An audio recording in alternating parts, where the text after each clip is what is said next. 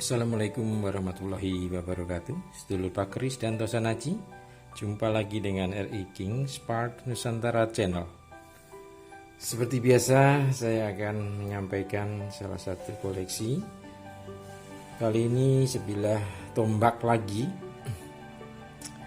yang sudah beberapa waktu saya dapatkan, tapi baru sempat untuk kita bahas malam ini. Ini tampilannya, bilah atau warangkanya. Warangkanya saya pesan khusus ke daerah Madura sana. Ada kawan di Madura yang mau membantu saya untuk memesan keris ini. Jadi ini dibuat baru ya, warangkanya dengan kayu kemuning dengan ukir-ukiran yang sangat cantik.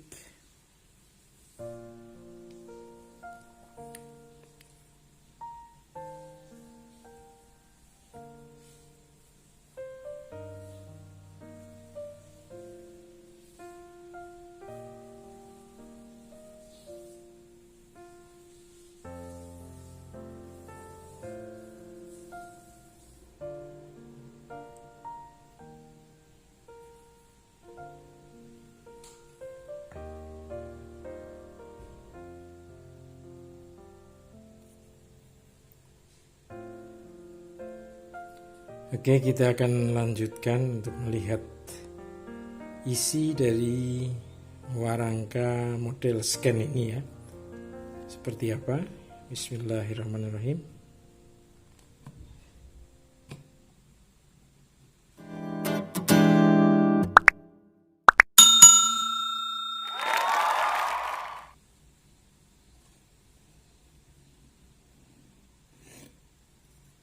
Nah, inilah wujud dari bilah tombak secara keseluruhan. Kita lihat dulu ya.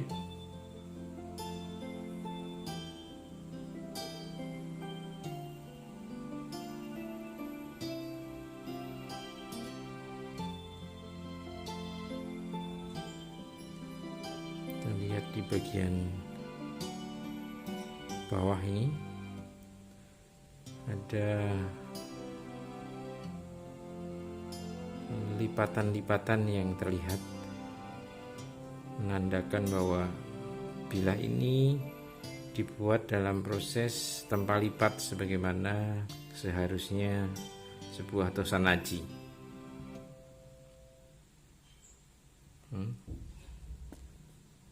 Kita lihat lagi.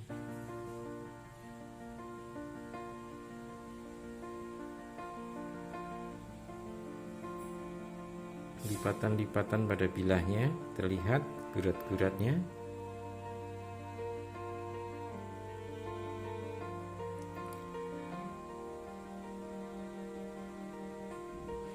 Pola pamor. Kita lihat ya. Ini nampaknya ada sesuatu yang sangat spesial terlihat di sini. Antara huruf seperti fenomena huruf G dan I atau angka 6 dan 1. Apakah ini menandakan sesuatu? Kita nanti akan cek ya. Sekarang kita lihat bagian ricikannya.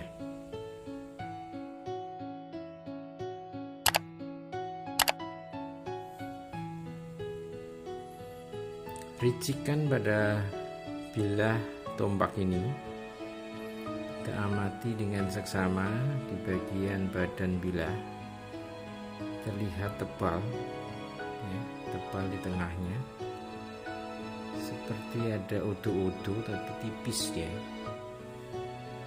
landai. Kemudian di bagian bawah sini ada seperti bungkul tapi tipis juga.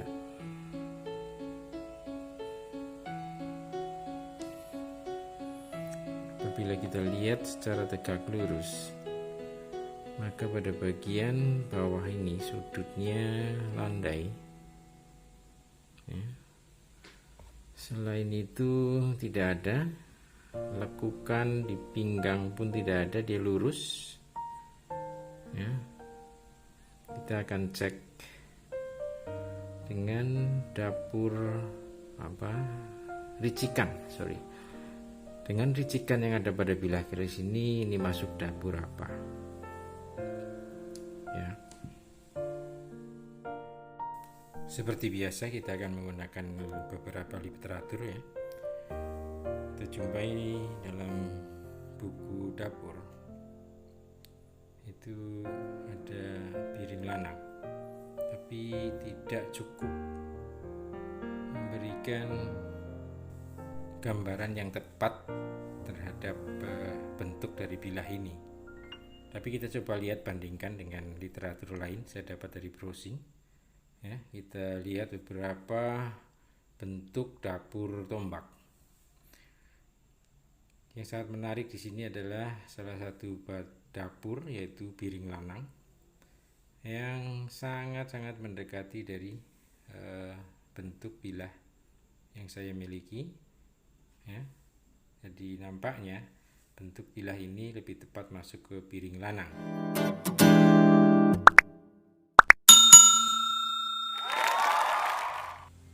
Setelah kita ketahui dari literatur bahwa ternyata dapur bilah ini adalah masuk sebagai dapur tombak piring lanang. Secara filosofi piring lanang ya, sudah pernah saya bahas dalam video sebelumnya. Mungkin kalau yang belum menyimak, monggo silahkan dicek dalam tayangan-tayangan saya sebelumnya, sudah saya bahas tentang dapur tombak piring. Jadi secara singkat saya sampaikan bahwa filosofi dari piring lanang. Piring itu asalnya dari biri. Jadi piring lanang itu biri ing palanangan. Biri itu kebiri ya, atau menghilangkan sesuatu. Palanangan itu adalah kelamin atau kelaki-lakian ya.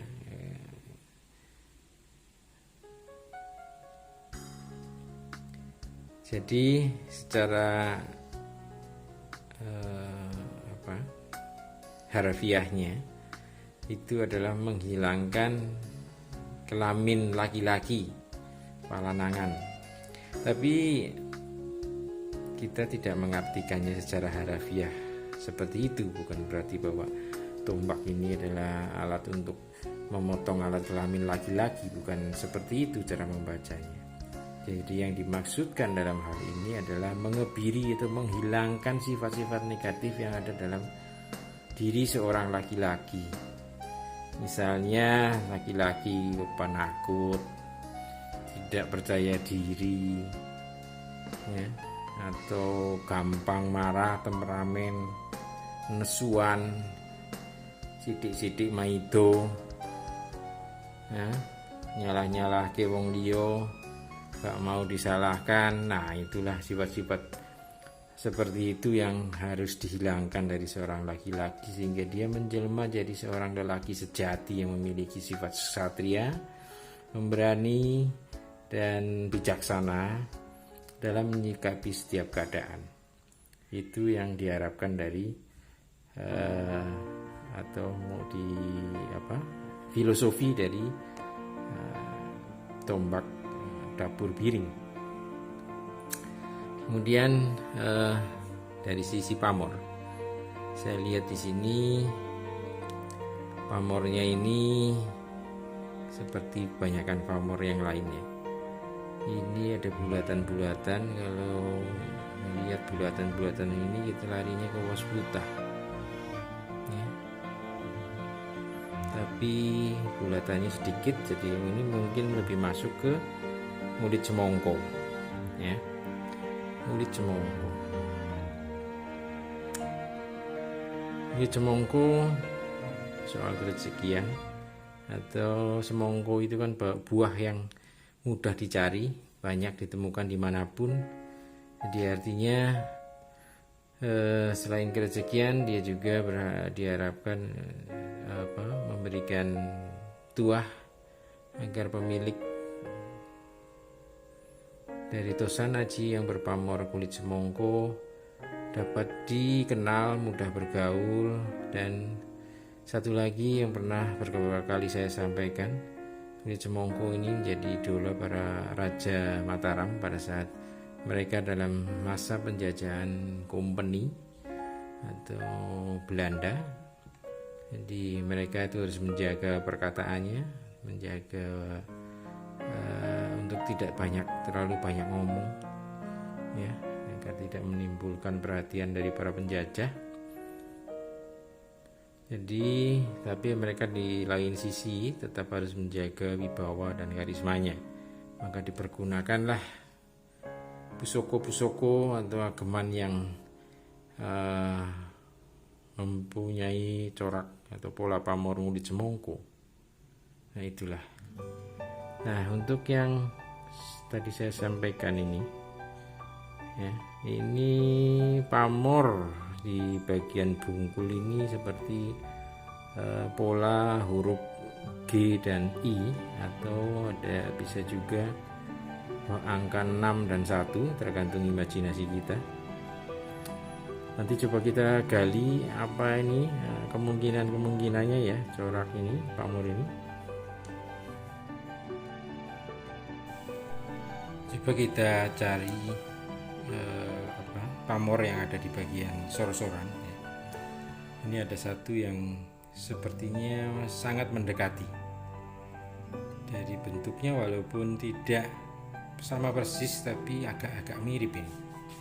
Dari dua fenomena, ada bulatan dan garis ya. Nah, kita akan cek nama dari pamor ini. Saya temukan ini dalam literatur browsing dari browser ya. Itu namanya Ratu Pinayungan. Ini sejenis pamor tiban yang terletak di bagian sor-soran bercampur dengan pamor dominan lainnya. Pengaruhnya baik pada pemiliknya, melindungi mara bahaya, berwibawa, dan punya pengaruh luas, baik bagi seorang pimpinan tetapi tergolong keris pemilih. Jadi kita coba pergunakan ya fenomena pamor ini. Ratu Pinayungan. Jadi tadi kita sudah coba cari dan menemukan yang sangat mendekati ya. Saya bilang sangat mendekati karena ada fenomena bulatan-bulatan dan sebelahnya ada garis ya, fenomena membentuk garis. Memang tidak tepat sekali, tapi kalau kita membaca pamor itu diperlukan imajinasi kita untuk memberikan arti pada suatu pamor. Tanpa imajinasi sepertinya akan sangat kesulitan dalam membaca pamor, karena apa yang digambarkan dalam literatur selalu tidak sama dengan apa yang kita lihat dalam bilah tosanaji, baik keris, tombak ataupun yang lainnya ya. Jadi kita perlu imajinasi untuk membaca suatu pamor, dan kali ini saya berimajinasi bahwa pamor yang ada dalam sor-soran ini ya, atau dalam posisi di bungkul ini itu membentuk fenomena atau pola pamor Ratu Pinayungan, sebuah pamor yang sangat jarang terlihat. Dan mudah-mudahan ini benar apa yang jadi imajinasi saya. Kalau ada yang berpendapat lain ya monggo disampaikan dalam komentar, agar bisa menjadi suatu koreksi positif dalam pembelajaran. Jadi sudah semua kita bahas dari sisi bilah ya, lipatan-lipatan bilah kita sudah lihat semacam mana. Kemudian dapur sudah kita lihat, ini dapurnya masuk ke piring lanang. Sudah pula kita bahas filosofinya. Kemudian pamor masuk ke pamor uli jempongko kalau menurut saya. Ya, filosofinya pun sudah kita bahas, dan ada bonus satu pamor fenomenanya yang cukup jarang kita dengar maupun lihat, yaitu pamor Ratu Pinayungan. Ya, pamor ini pemilih, karena memang tadi seperti disampaikan bahwa ini akan cocok buat kewibawaan dan kekuasaan. Jadi artinya memang hanya orang-orang terpilih yang menjadi pemimpin yang mampu atau cocok dengan doa yang disematkan dalam doa dan harapan yang disematkan dalam bilah tombak olive ini.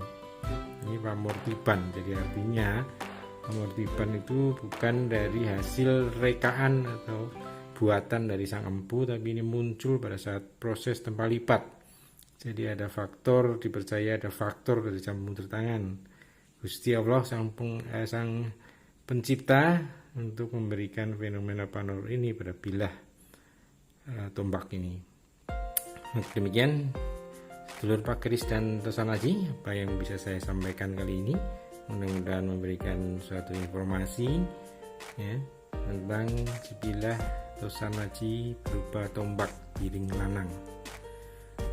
Semoga kita selalu dalam lindungan Allah, selalu sehat dan selalu mendapat limpahan rezeki ya, dari Allah Subhanahu wa Ta'ala. Terima kasih sudah menyaksikan tayangan ini ya, semoga bermanfaat, dan wassalamualaikum warahmatullahi wabarakatuh.